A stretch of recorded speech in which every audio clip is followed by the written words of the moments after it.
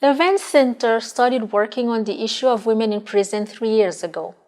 Our first project was a research in partnership with Cornell Law School and the University of the West Indies on the causes and consequences of women incarceration in Jamaica.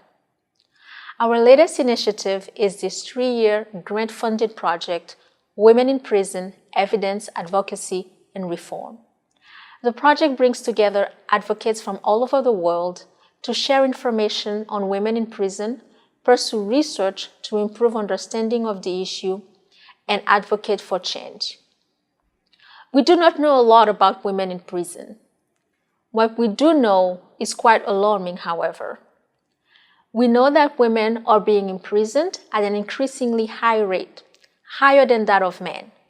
We also know that women in prison are often victims of sexual and domestic violence and are imprisoned for minor offenses, often related to their need to provide for their families.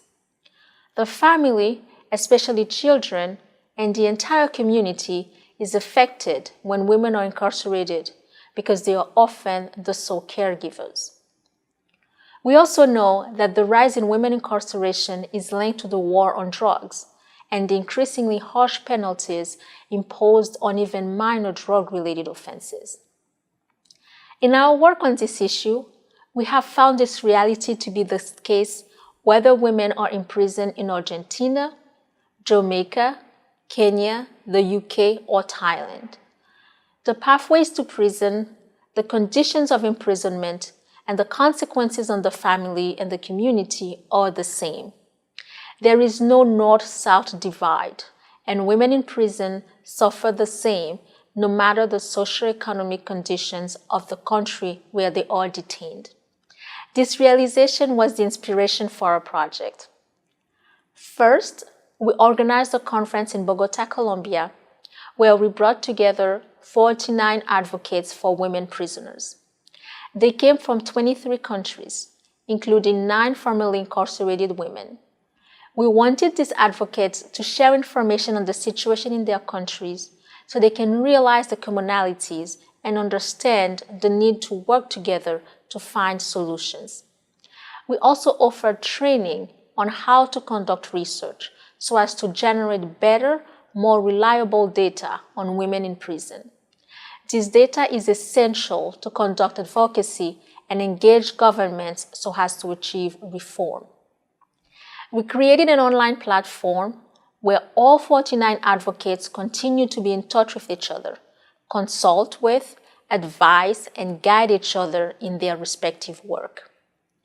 This is the beginning of a movement, the first of its kind, that brings together advocates for women in prison and where formerly incarcerated women take center stage.